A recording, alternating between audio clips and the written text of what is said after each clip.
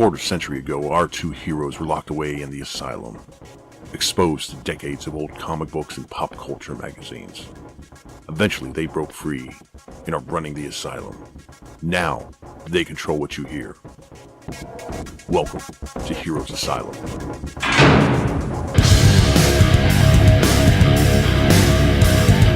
Welcome to the Heroes Asylum. I am Thanatos Kane. On this lovely, lovely day as we celebrate the 80th birthday of the Dark Knight himself, the Caped Crusader, the one you have, the one you love in your heart, as always. And of course, on this Heroes Asylum podcast, I'm joined by my Bill S. Preston, to me, Ted, Mr. Captain Mike. Captain, lovely to hear from you again.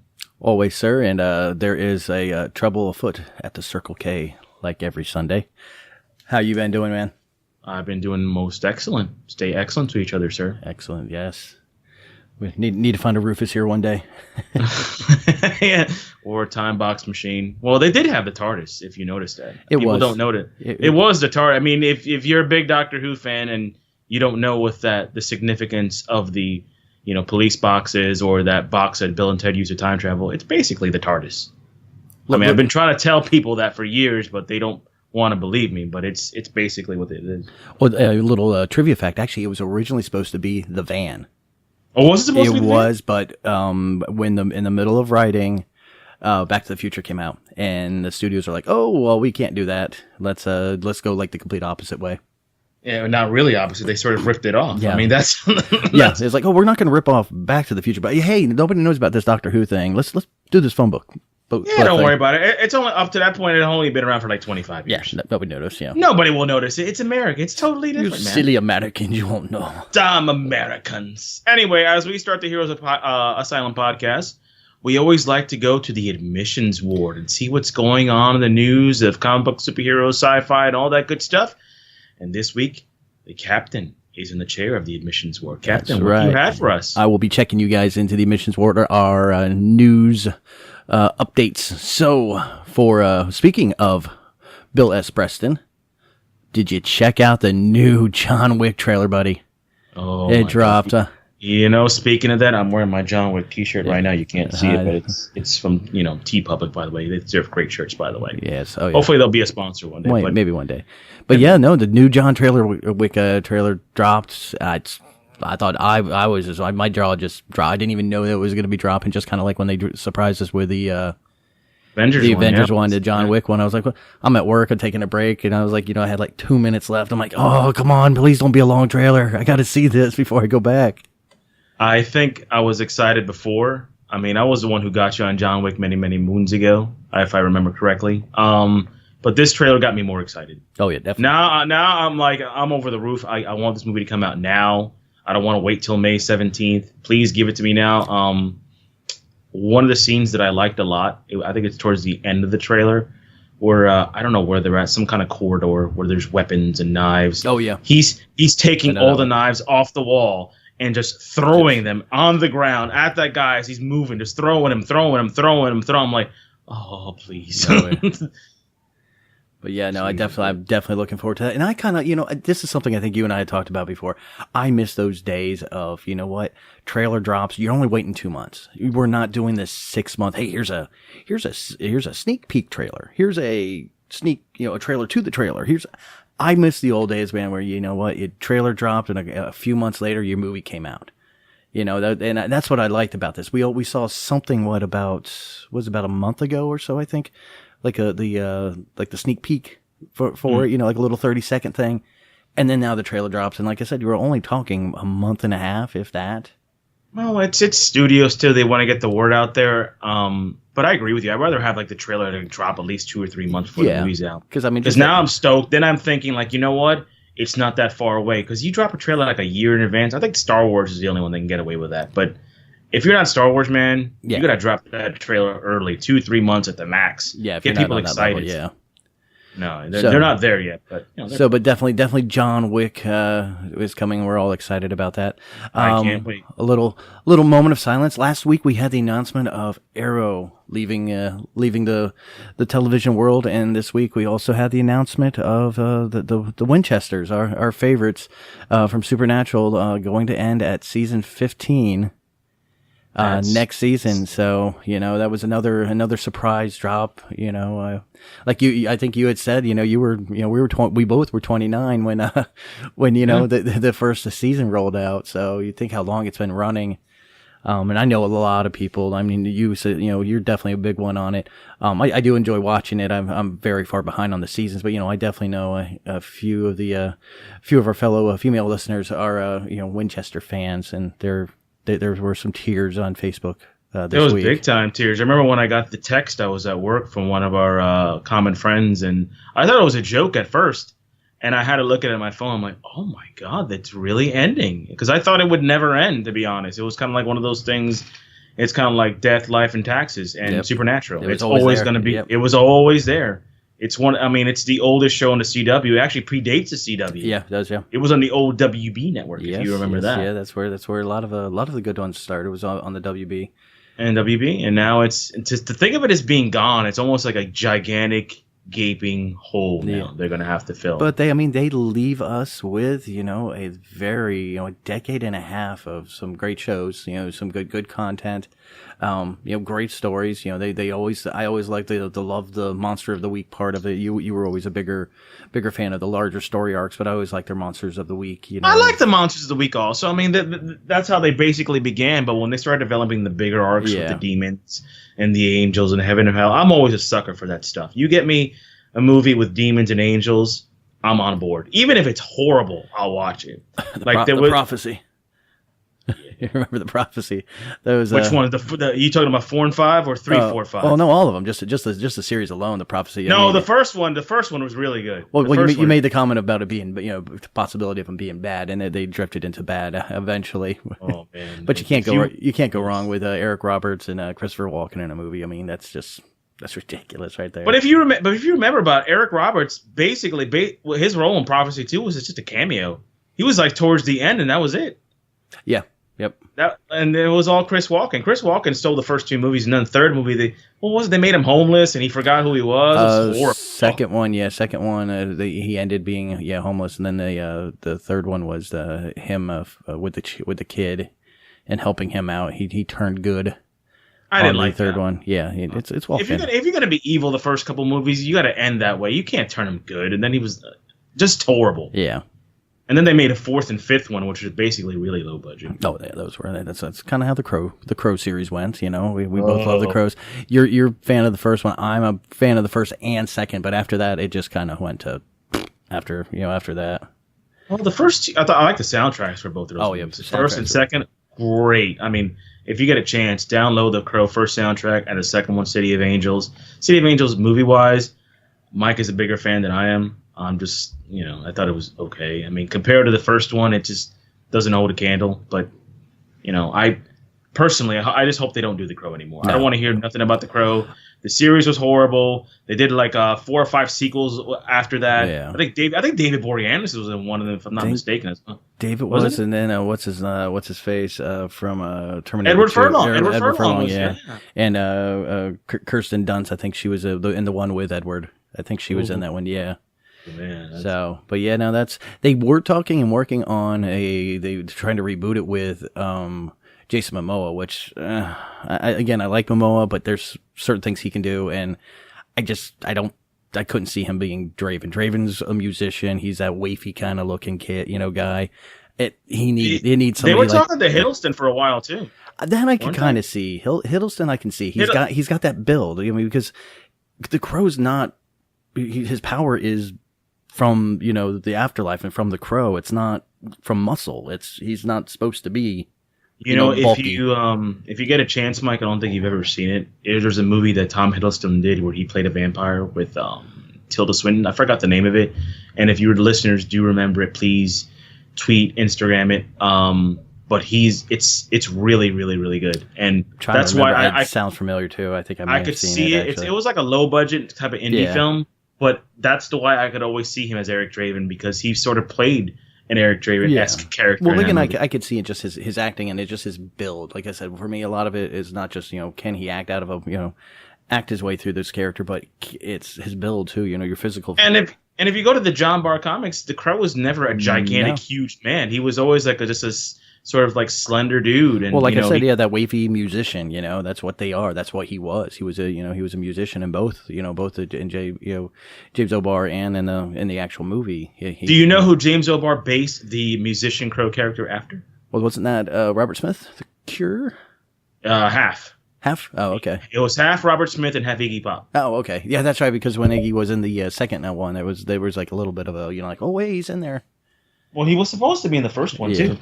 Yeah, I can definitely see with the body style definitely being Iggy. In the original Crow comic book or graphic novel. Sorry, we're adults. But now, anyway, so yeah. so speaking of Mr. Hiddleston, sorry.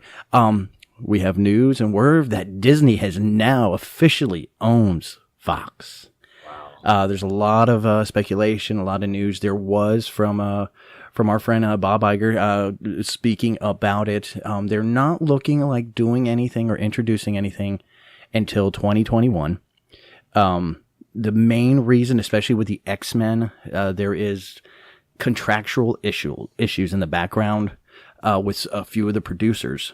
With the X-Men, that their contracts basically state that any X-Men title of a movie they get credit for, even though they may not have produced anything in the actual film that's being produced, but they're part of this contract that comes over. So it's not a Fox deal, it was an X-Men deal, so to speak. So they're waiting to get some of those contracts cleared up, but so what probably most of us out there are wondering is about Deadpool. And they are saying Deadpool will be staying with Disney.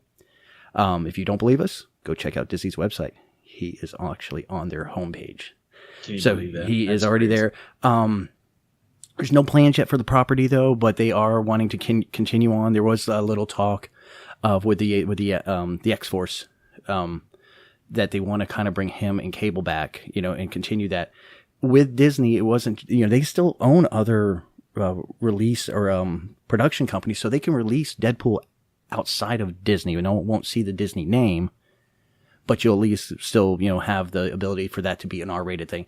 Yeah, they could produce like a side label, like a black label type. Well, no, they don't need to. Characters. They don't need to. You have to realize they own Fox. They can just release it under Fox now. Unless they want to keep Fox. Fox is a side studio. They own them. But Miramax is one of their side studios, I think. DC. And there's a few other Disney ones. I'm trying to remember the names of them, though. They're slipping my brain right now. But yeah, there are a few other Disney studios that Disney releases R-rated films. They just release them through there, and there's like Disney's like, our name's not on there. You might see at the end of the trailer where it says Buena Vista Entertainment. But that's it. So it is out there. They're not going to get rid of. Why would you get rid of $1 billion property? Just think of what Deadpool 2 did. So there. Yeah, we will continue to have the Merc with the mouth out there doing his thing. So which will be great. And then they will eventually try to tie things in. I know a lot of us fans out there, we're like, hey, you're going out into space with the Avengers now. This is the time to introduce, start maybe introducing the Fantastic Four. I even heard somebody online make the comment about, getting,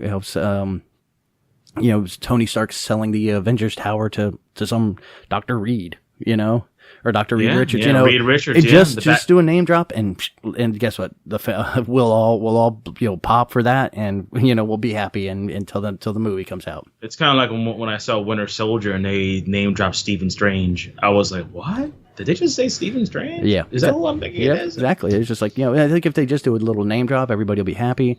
We'll be looking forward to it, and we just move on from there. So, and then my last, but not least, definitely not least, a bit of news. Starting December of 2019, Matt Reeves' Batman is beginning to shoot.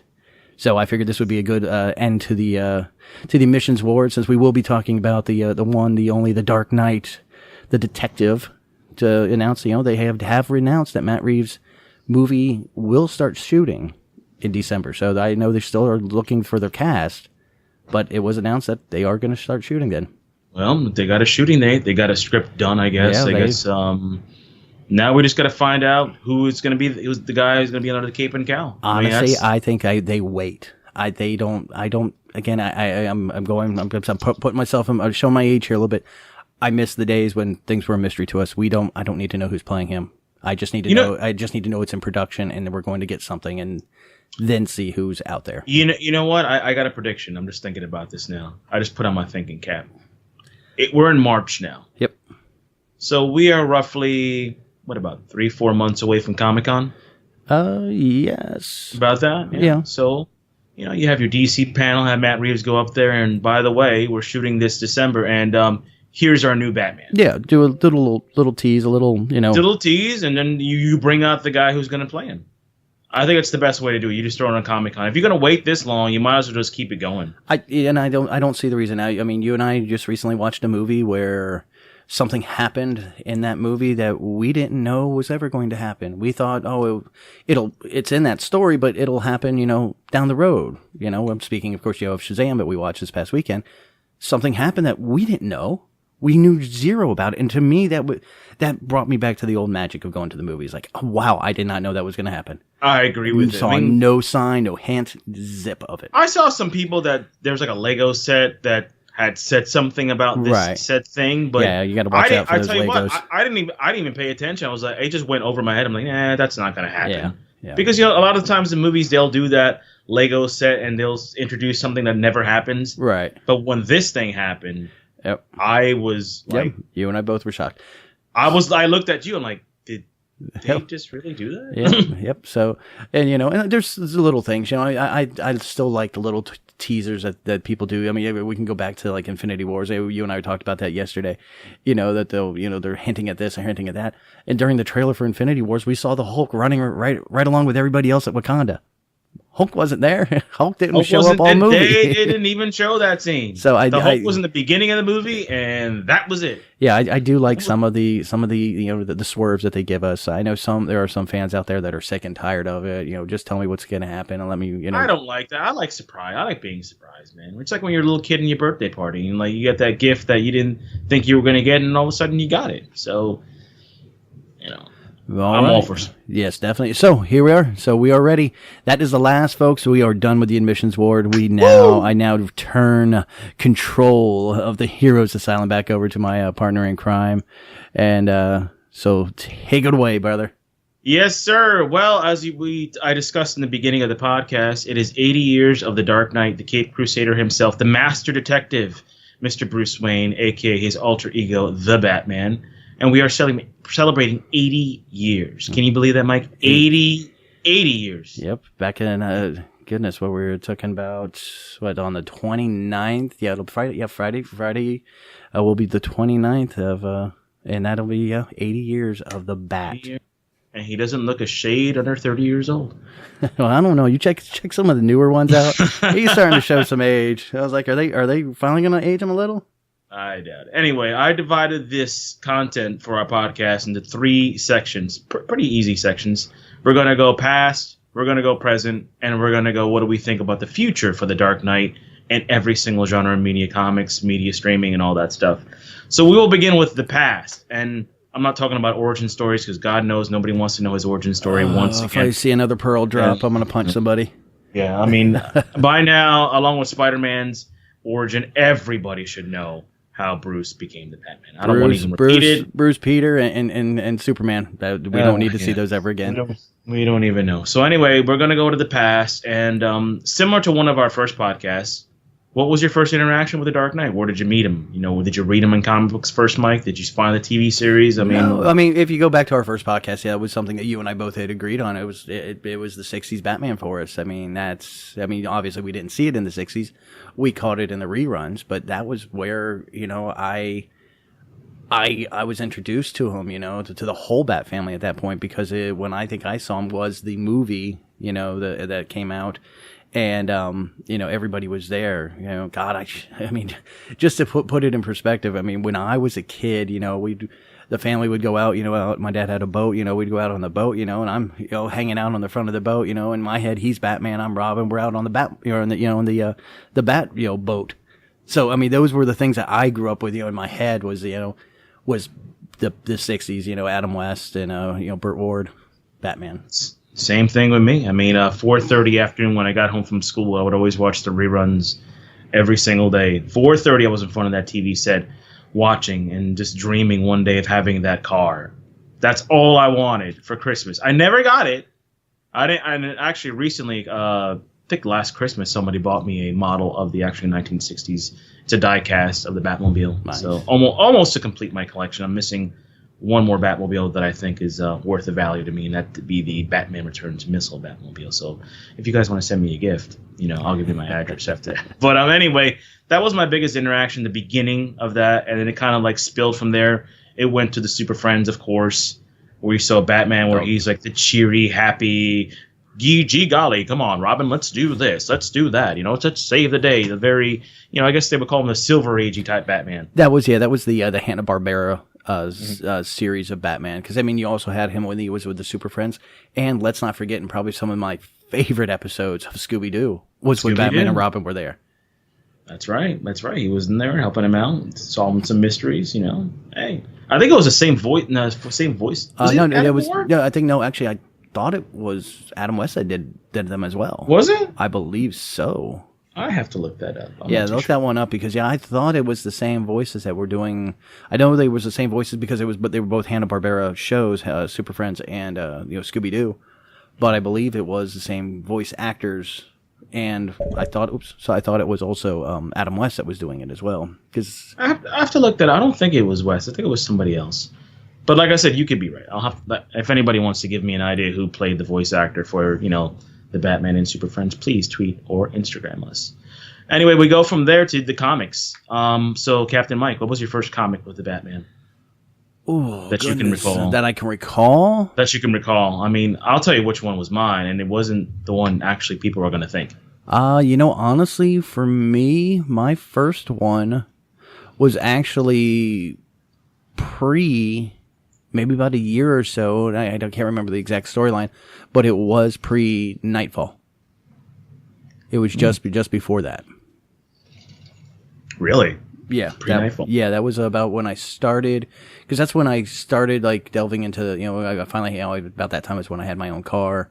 I was actually able to go to the local comic book store here, and here locally actually was originally a place, I don't know if you remember, it was Enterprise 1701. Oh my God! That's where I remember that. Where I used to go to get my comic books, and then I had a couple of friends from high school open up one closer to home, so I started going there. But yeah, Enterprise 1701 was the first place I would go. I used to go to a place, I don't think you remember it. It's called the Forbidden Planet. The Forbidden Planet was where I got all my comics at. It's kind of like the place that almost predated Acme Super Comics, because it had the comics, it had some toys, and that's where I got everything. And my comic wasn't the one you think of. It's not Year One. It's not The Dark Knight Returns. It was Batman versus Dracula. Oh, wow. That was literally my first Batman comic. A one-off of him fighting Dracula, which eventually became an episode, or I think it was a movie, of the Batman series that was in the mid-2000s. So that was my first intro to him. So anyway, we're going to go towards the present and what the Dark Knight is doing now and what we like, don't like, and movies, streaming service, comics, and all that. I'll start this one off. Oh, and by the way, I don't mean to cut you off there. Adam West provided the voice of Batman in Super Friends, the legendary Superpowers show, the Superpowers team, Galactic Guardians. Oh, wow. So he was so it was him. And actually, it was Casey Kasem that did Rob, and Burt Ward didn't come over. But yeah, it was definitely Batman. Oh. Or Adam West that was doing Batman's voice. So yeah, I was like, yeah, let me look it up while you're talking about that.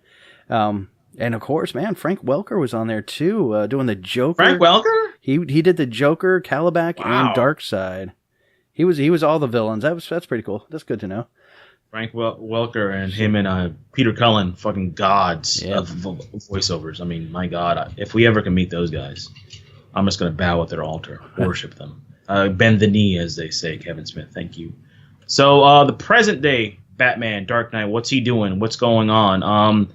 Recently, he's had a run in comics. White Knight is a comic that you introduced me to, which is pretty good. Of course, the Metal series is still going on with the Batman Who Laughs. Recently, they released the Grim Knight, which you haven't read that yet, Mike. It's a one-off. I've actually downloaded it.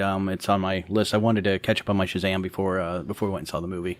But yeah, I have that one.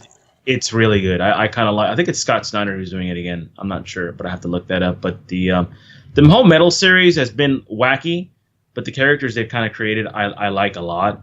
I dig alternate evil versions of Batman, as you know. Kind of like I dig evil versions of kind of any superhero because I have a dark soul. But where they're going recently, obviously, you just said before the ending of the Admissions Ward, they are going to shoot the movie at the end of 2019. Still no actor yet. So, Mike, what do you think of the present day Batman? His comics, the movie, perhaps? Maybe he could be in a streaming series. What are your thoughts? With the current Batman, I mean, we have so many.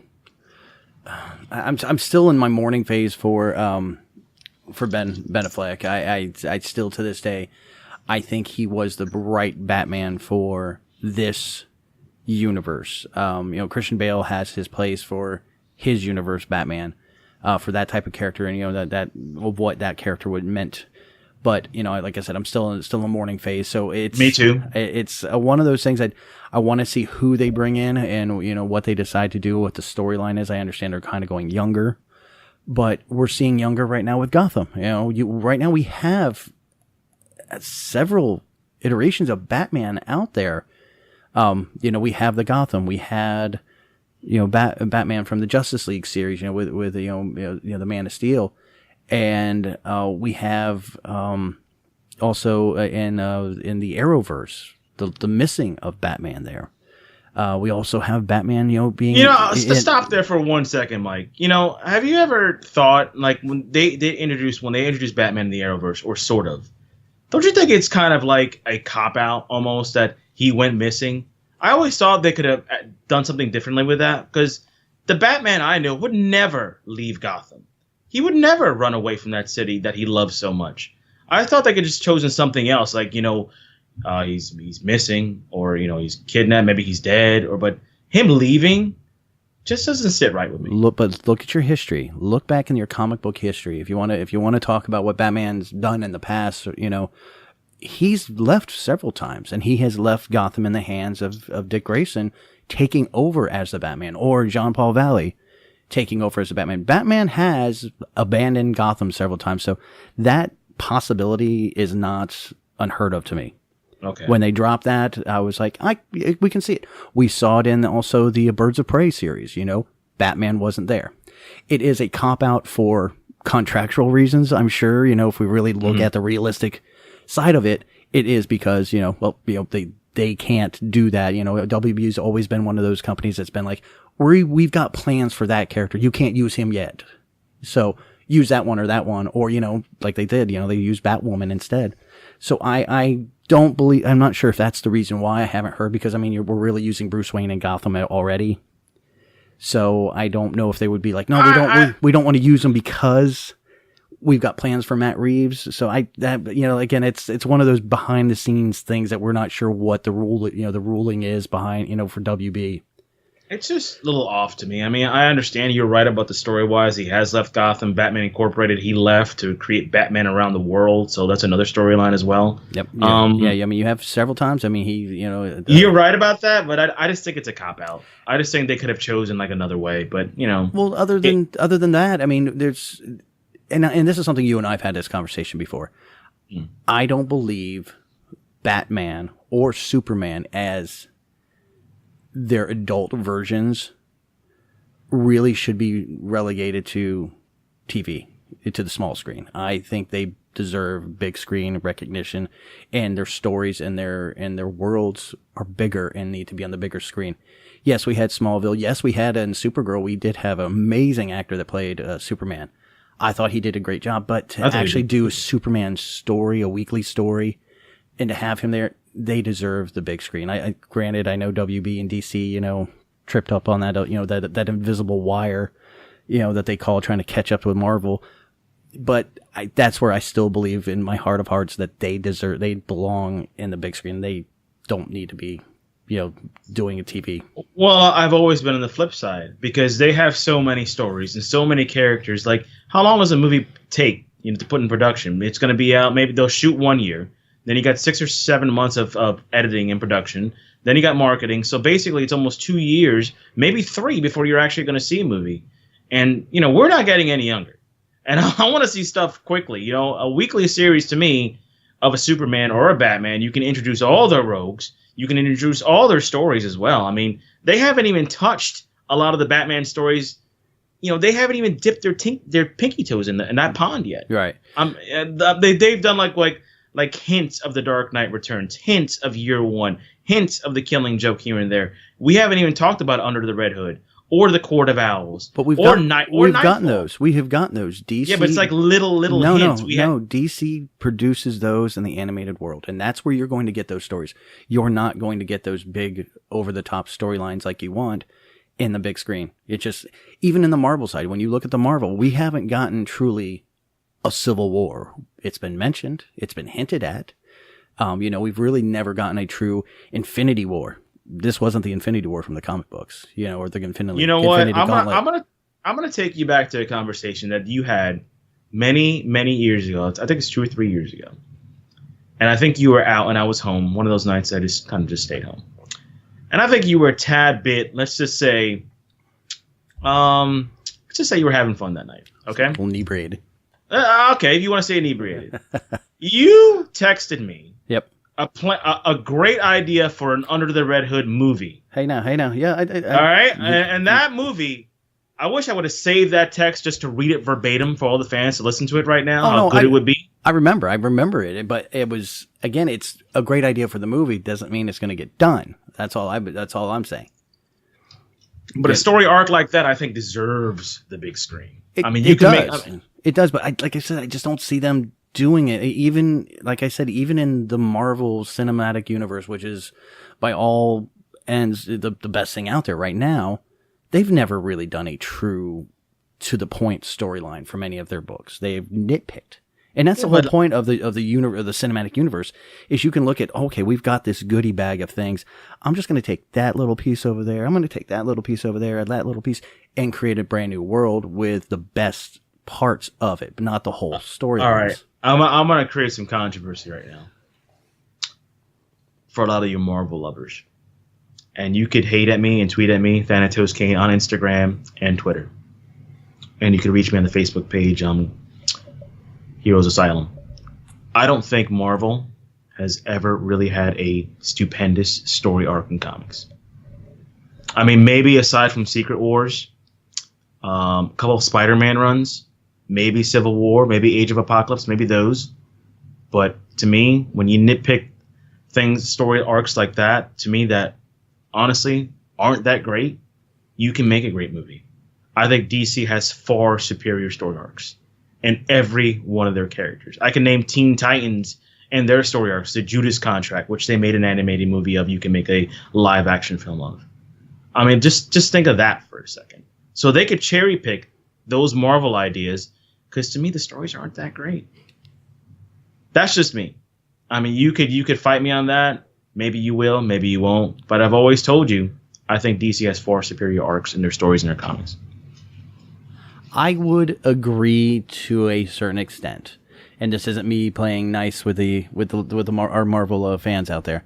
I think DC's are much more over the top, and I think some of the storylines that they have are more fantastical. With Marvel, you had to stay more, you had to stay more grounded in Marvel, because Marvel was more realistic. Okay. You think they're more grounded than DC? Well, because in the fact that their world is more grounded. You don't think The Dark Knight Returns or Batman Year One is grounded? Well, I was saying as a group, as DC as a whole, they are. Okay. I don't believe them as a whole, because you were saying Marvel versus DC. DC has, like I said, with Marvel, it's their world. Their world is grounded. They take place in New York. They take place in Washington. They take place in real worlds. Mm-hmm. What could happen is scientifically possible. There's not much in Marvel that couldn't possibly happen. Mutations happen all the time. They're not fantastical as, getting a pair of claws coming out of your hand, but mutations are possible. Radioactivity changing somebody is possible. You look at, people going through chemo and cancer. They're getting radioactive, they're going through changes. So these things are the possibility of life out in space. Possibility. But then you look at, DC, they're more fantastical, I think, with their characters, their worlds and their stories. And you do have to keep one thing in mind. DC is known for rebooting. Crazily rebooting. How many crises have we had? How many 0 hour type storylines have they had that are these massive arcs that you speak of? Just to correct what they went crazy on. I mean, that's the one thing I'll give DC. They are not scared. They're going to go for a storyline. They're going to go hard, and they're just going to go nutty. And then 5 years down the road, 8 years down the road, let's clean house. Let's do it. Let's do a crisis. Well, here's the one thing too, and you're right about that. But I think DC also has a multiverse they work with too, that they use quite often. And these multiverses are made because of these crises. Each crisis causes a new multiverse, or the shut down of another multiverse or another Earth. Mm-hmm. But also, so does Marvel. Marvel has them as well. Yeah, but they just don't use it just don't use them as often as DC does. Right, DC basically uses them almost all the time, especially their Elseworld and stuff. Right. I mean, you think every Elseworld, that's out there. Mm-hmm. And honestly, speaking of Elseworld, you want to talk about somebody that has made probably the most impactful to Elseworlds is Batman. I mean, everybody on DC has had an Elseworld. I think Batman lives in Elseworld. When they created Elseworld series, it was for Batman. I mean, there are some great Superman ones, Red Sun. There was a few Wonder Woman ones that are really good. Yeah, but Batman, he lives in that Elseworld. That's just, I mean, even in Flashpoint Paradox, when Thomas Wayne became Batman, great story. But Gotham by Gaslight, great story. Yeah. I mean, Flashpoint wasn't an Elseworld. That was just a storyline for the Flash. But it was a different version. It was of Batman that we never seen. I mean, but I'm just talking the Elseworld series. Period. The Elseworld series, the Batman series that they have, were just amazing. Just because they could put that character anywhere. And through time, literally and figuratively, and they have done that. I think through the Darkseid War, when supposedly he died, he went through time, and that's what kind of led through the Court of Owls and then Metal. Right. Yeah. It's a whole convoluted storyline, but that's that's when you had Tim Drake, Red Robin vanish. He went because he was searching for him through time. He was trying to track him down. By the way, Tim Drake, my second favorite Robin. I don't know if you know that. No, I think I told you that. Second favorite Robin. I thought it was Damian. Let's not talk about Damian. Anyway, I've got an opinion for you on Damian one day. We'll have to have a little talk about. I think I know why you don't like him. Damian is part of this conversation because technically he is a Wayne, and in the future he does become a Batman. And I'm going to give you a little idea why I don't like Damian Wayne. To me, he was a publicity stunt. To me, somehow they weren't making money, or they wanted to get more recognition. They're thinking, well, Bruce doesn't have a son. He doesn't have an heir. Gee, let's come up with a storyline. And the storyline makes sense. Talia al Ghul, the League of Assassins. Sure, okay, he had a kid. But they made him into this whiny, just, all I want to do is fight, unintelligent little kid. If you want to talk about the future, he does eventually sort of, he grows on you. But to me, I've never liked him. I thought he was. Do you know why he was so whiny? Yeah, because he grew up around killers. Not only that, but he was strapped with not his father. Most of the time, and who trained him to be Robin was Dick, his replacement as a son. So his attitude was going to be big. That is why his attitude was that way, because you got to realize when he came in, Bruce brought him in, said yes, then he had to leave again. Dick took over. Dick trained him as Robin. Dick showed him the ropes. Dick was the upstart to him. He was the proper son. Damian, when I speak of Damian was the proper son. Dick was replacement, and in his eyes, a poor replacement. So, in a lot of Damian's career, pre his death. Spoiler alert, folks. Yeah, he does die. Pre his death, most of his time was spent with Dick. And I think that's where this chip that you speak of, is because he was, he was brought in and then strapped with the other one, the other woman, so to speak, in Batman's relationship, And I think that's where a lot of that tension and that attitude comes from. And honestly, I think that was perfect because if you really read back to those times, that was some of Dick Grayson's best, back and forth, and you actually get to see that in the animated movie with the Batman and Son. Yeah, where him and Dick finally, I think it's where him and Dick actually meet, and Dick ends up hanging him up on a street sign, and when Bruce comes by, he's like, "Hey, is this yours?" Yeah, I mean, to me, Batman's only son has always been Dick Grayson. That's it. I mean, they can introduce Damian Wayne all they want. He can have a great story arc from here till Kingdom Come. It's always going to be Dick Grayson to me. Oh yeah, and he was the and original eventually, Robin. if they ever made I don't think they would, because in the minds of many fans, common fans, Bruce Wayne is always Batman. But if they ever made a streaming movie or series, or they would dare put Dick Grayson in that Batsuit, guess what? I would have no problem with it. No, why? Because I think he's earned it. Yeah, throughout the comics, in every single way, through Titans, through the beginning. I mean, if anybody that deserves to put that cape and cowl on, it's him. Nobody else.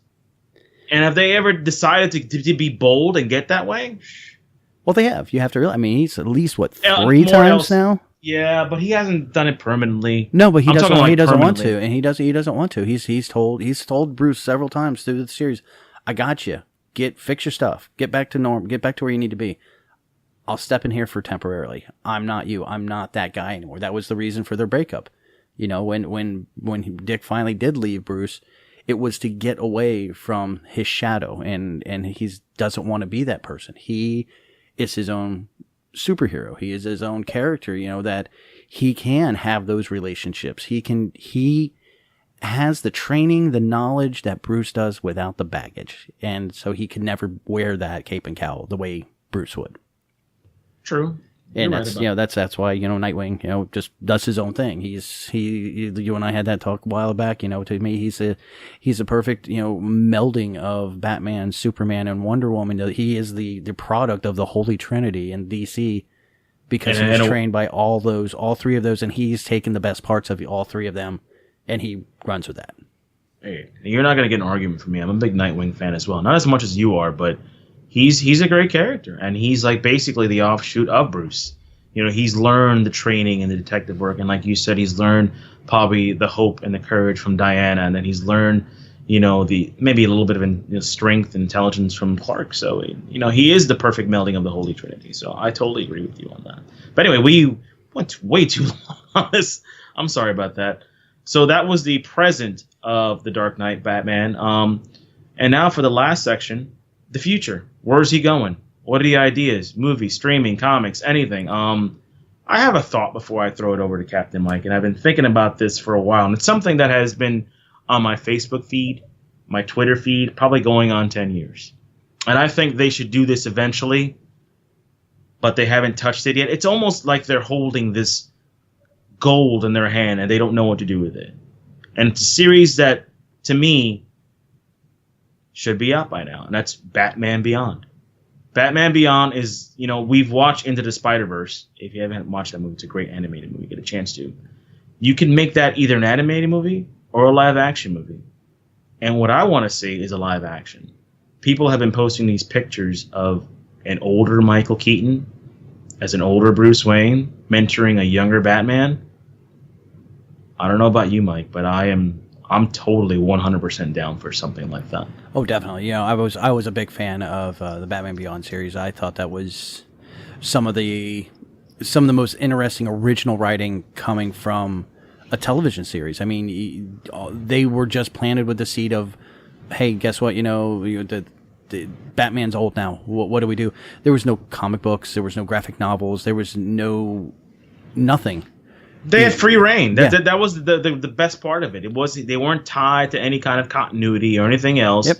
They basically just said, hey, you know what? We need to make a show little bit lighter for the kids. And I told you, at first, I didn't like it. You didn't really? First episode, at first, I did not like it. But Wow. we always have that rule of the 5-episode rule. Yes, definitely. Before we get rid of it or keep on it. And it took me 5 episodes to get in it, and I was like, you know what? This actually could work. I can actually see an old mentor, Bruce Wayne.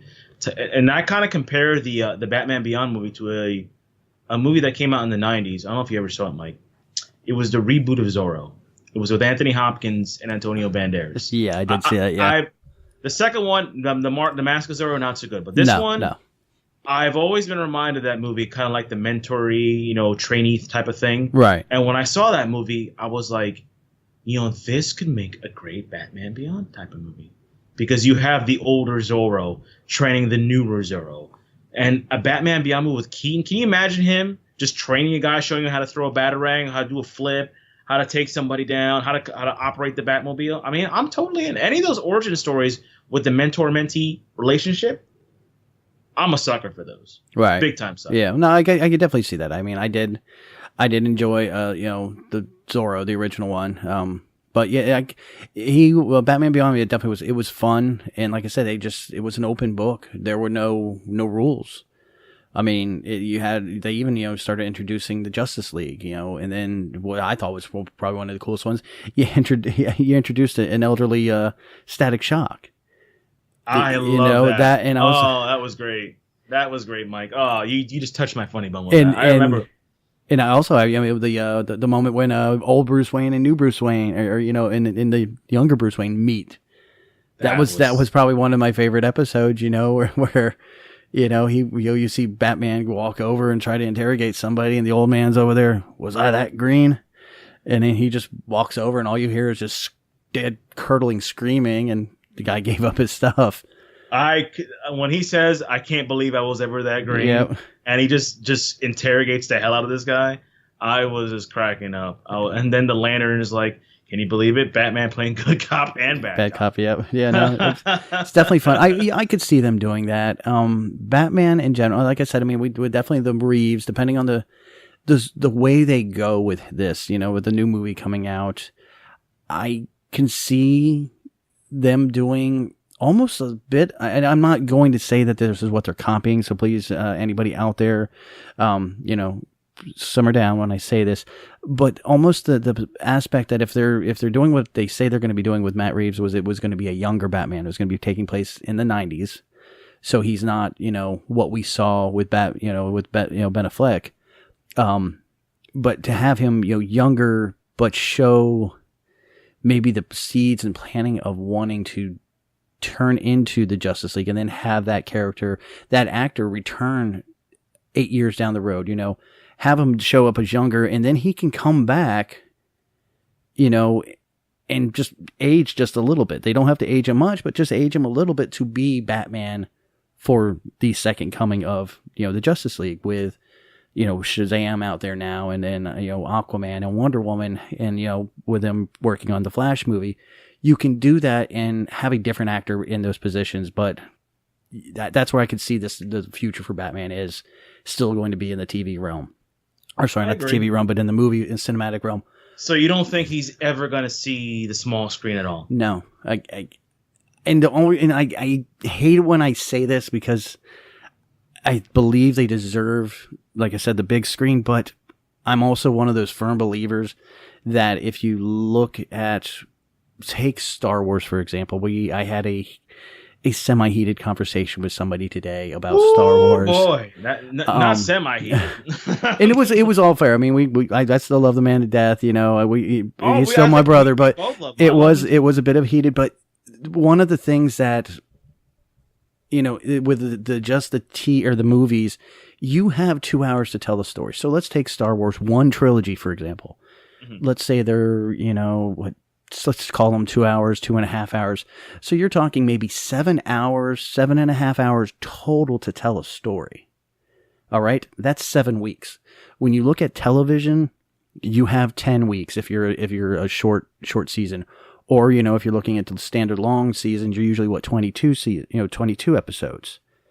Imagine having 22 hours, one season, to tell a true Batman story or a true, any story for that matter, but we are talking about Batman.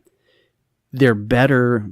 There's more growth and more ability to tell more stories and get more in depth into those characters with a series than a movie. But I just think because of the size and the actual character, how big the character himself is, he's more geared towards the big screen. Well, you forgot one of the biggest things. His IP is worth a lot of money to WB. There is that too.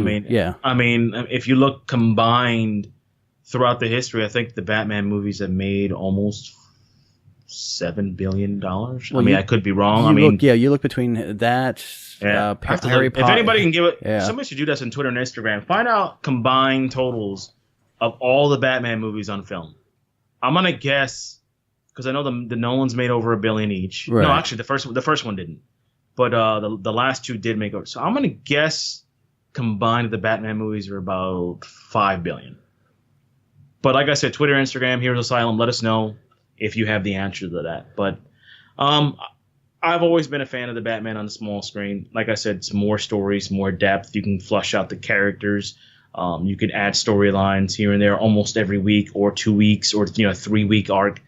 But, his IP is so big that, of course, he's going to be on the film. I mean, WB will be stupid, right? To let him go back to the small screen. And go ahead. I'm sorry. No, go right ahead. No, go ahead, Mike. Well, no, I was going to say, I'm love the when he has been on the small screen, but it's been animated. And you have to realize a lot of what he does couldn't be done real life without a bigger budget for the special effects, the acrobatics and his character, his villains, for them to do something like a Clayface or a Scarecrow on a weekly basis, that's animation's where you're going to get it. And I think that's what we deserve more of. It was more of a truer form of animation that follows the comic book stories more. I think you would be happy in an animated world that literally would do a weekly show or a daily show or however they're going to branch it out, but to be their source material truly be the comic books. I've never understood why a lot of these Batman movies are over like $130 million budgets for these films.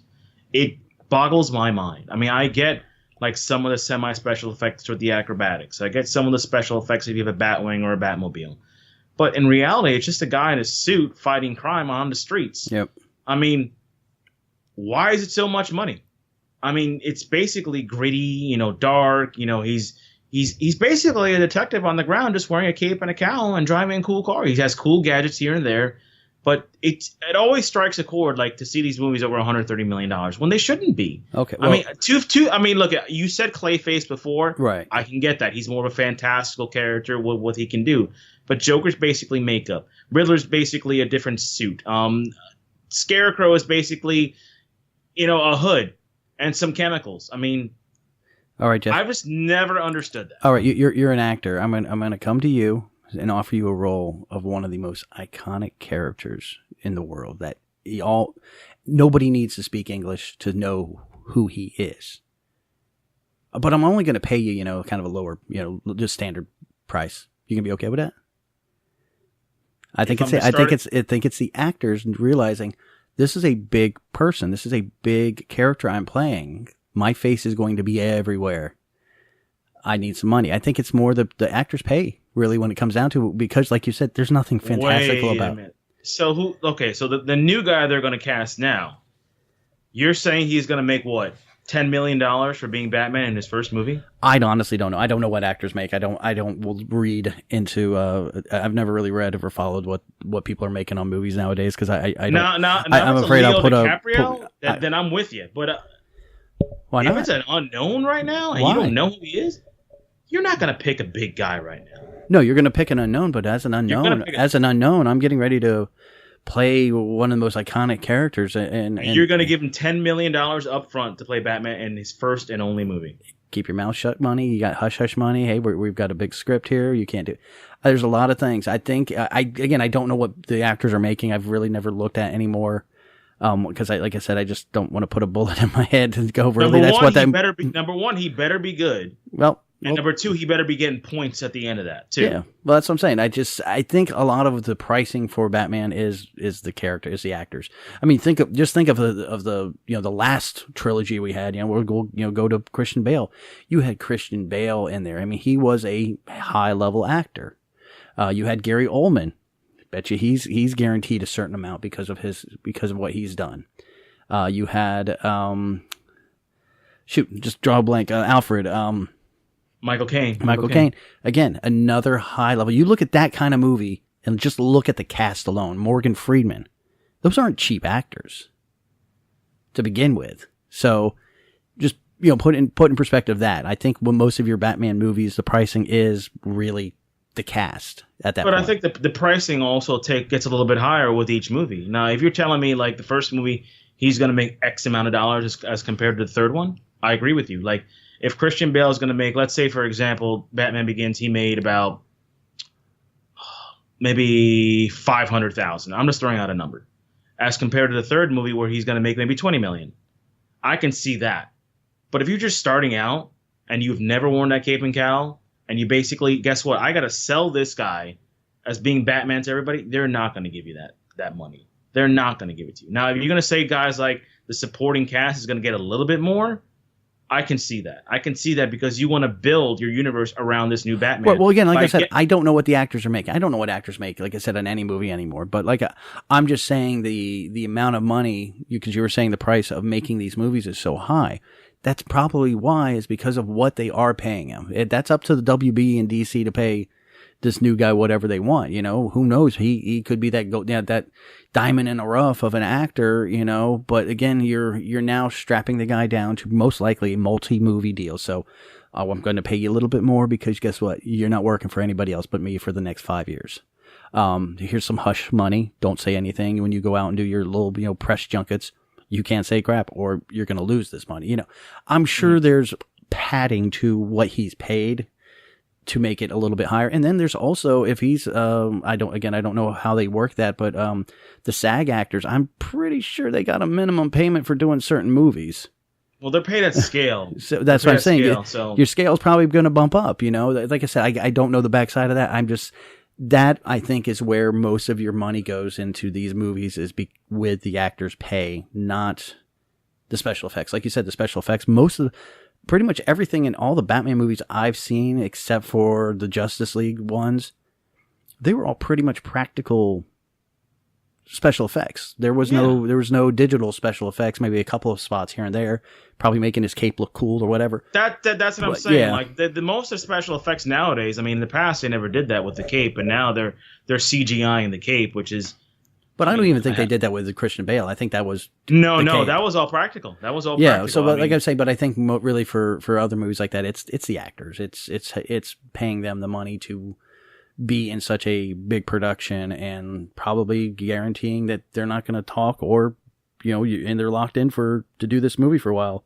I don't know. I think don't grow a mustache, damn it. Yeah. Man, we need to talk about that sometime. But we should.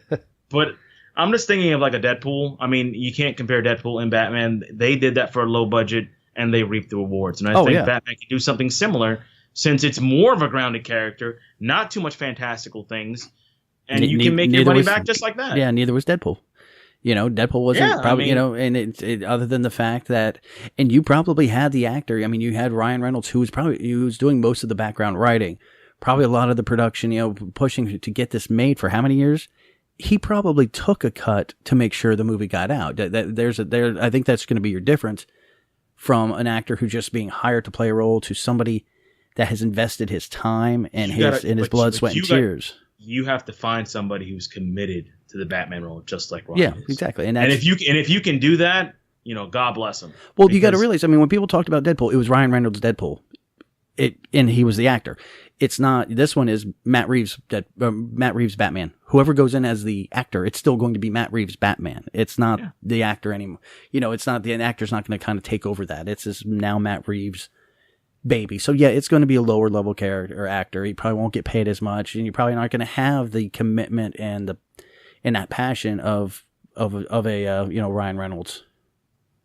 No, you're right, but Anyway, we've gone on for entirely too long. It is Batman. I figured you'd be Batman, okay. so, I've never heard you say we've gone on too long about Batman. We're gonna have to put this one in the record book. I'm just looking at the clock. I'm like, wow, we have really gone that long. We're doing good. We're just about at an hour point, you know. Yeah, but still, I mean, the whole thing about the future of where they go with this character is right now is fascinating to me, because we're coming off Batfleck, which I agree with you. I think he is the best on-screen Batman we've had, and that's including Michael Keaton. And I love Michael Keaton, by the way. I'm a huge Keaton fan. But where they go now, I mean, especially with the direction of DC Universe, as we've seen on film, the last 4 films, 3 out of the last 4 have hit home runs. I mean, we saw Shazam recently, and I think we both agreed that they're going in the direction they need to go right now. I just want to see what they're going to do with this. This is one of their main IPs, along with Superman. I know people don't agree with that, but Superman is a big IP. And if they can never launch him off the ground... They did. I just think there was too much... There was too many trolls out there bashing on that, because I don't see anything wrong with that. Yes, it was dark. Yes, it was gritty. Guess what? We no longer want our Boy Scout. I mean, that's the way the world is now. And that's what I think is so funny, is like if, excuse me, if they had released the Boy Scout Superman, people would have probably bitched more. Well, look at Superman. Look at Superman Returns with Bryan Singer. It was basically the Donner Superman, and everybody thought it was boring. Exactly. So what they looked at that and went, oh, okay, well, we want more realistic characters, because they just got done watching Batman be realistic, you know? And so they just had to, they were like, oh, well, no, Batman's real. Batman's gritty. Well, Superman became gritty, and then people were like, whoa, hold on. That's a little too what's gritty. Wrong? He's not smiling. You know, he's not. His suit is darker. I'm like, yeah, no, it's people wanting one thing, and when they get it, they're like, "Oh, that's not really what I wanted." So it's the time that we're living in right now that a lot of people want their voices heard, and I mean, we're all out there. Here we are doing a podcast. We're getting our voices heard, just like anybody else if they want to. You know, that's why people are out there on Facebook, Twitter. You know, people are getting their voices heard through everything. If you get your voices heard and you get what you want, don't be upset about it, you know? Yeah, but I think going back to the Superman thing, people are essentially like sheep. Because if you think about the Donner Superman that came out, that's what they wanted. They want the smiley, optimistic, Jerry Carroll Superman saving cats from the tree. That's what they grew up with. The Boy Scout, yeah. That's the Boy Scout, exactly. And when you introduce this grounded alien who came from outer space, just got his powers, and then he has these Kryptonians coming after him, literally in a shape of 2 days. I mean, the guy just became Superman. Literally, what would you have done? I mean, that's always been my big argument. It's a guy who just literally it's almost like the greatest American hero. I heard John Schnepp say this a long time ago, that Man of Steel is basically the greatest American hero at a movie scale level. Yeah, yeah. He's just not bumping around buildings. He's just, snapping necks. I'm really curious. I can't wait till it comes out. I know we talked about this a few episodes ago, but the Burnside, I am really interested to see what people's reactions are to that. It is basically a Superman story, but more grittier than anything Man of Steel could have been or was. So I almost want to, I almost would riot if I heard people going, "Oh, this is great. This is what Man of Steel should have been." It is what Man of Steel was. It just wasn't that evil. It's so I just really have that feeling that that's what we're going to hear, and I'm going to have a 10-minute tirade on here. So please excuse me when that does happen. So I'll let you know, but before it happens, so you can go get a drink of water and walk the dog and everything, and then you can come back. I just want to let you listeners know, when Captain Mike goes on a little tirade, it's very, very, very worth it. So get ready for that when it does come. So yeah, they don't happen often, but when they do, they're truly something special to hear. So so did you hear? I know we've been talking about Batman. Did you hear what they actually did out in Texas? What town was that in? Oh goodness, I lost it. Oh, out in Austin, Texas, on the 15th of March. Because for this, they actually released, or not, they didn't release, but they did a ceremony because apparently they have bats that live under this bridge in Austin. But during that time, they did a ceremony where it was 1.5 million bats fly into the night over Austin around the it's called the Congress Bridge, and they were doing that as part of, they did a little celebration. I mean, the bats do it almost every day, but they were doing a Batman anniversary to go along with that. Really? Yeah, I thought that was pretty cool. And also, actually, here in town, I've never gone. I want to go. We all need to make a thing of it. What is it? Madame Tussauds? The wax, the wax museum. They were doing a Justice League like walkthrough wax museum thing about a year ago. But they're okay. It's over by the Orlando Eye, the big Ferris wheel. All right. They're doing this one. There's only two locations: the Orlando and the Sydney one. They're unveiling an interactive, fan-friendly experience with photo opportunities and special merchandise for Batman, but not until September. So, 'cause a lot of places since this is a year-long celebration, you're going to get Batman theme things going on all over the place. So, TV, you're going to see a lot of Batman movies coming out, probably Netflix, Hulu.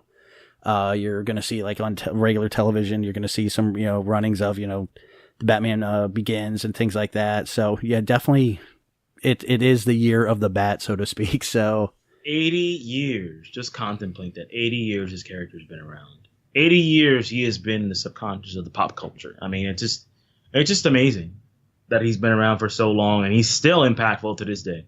And they keep crafting and making stories and making him interesting. So, I mean, to me, it's astonishing. And where he goes in the future now, I can only see good things right now. I can only see good things. Even though the movie sides are still iffy for me, I got to wait and see. But his future is always bright. Oh, yeah. I mean, look at TV right now. I mean, you got Batwoman out there. You've got the Titans out there. Batman's there, whether he's physically there or not. His influence has been felt.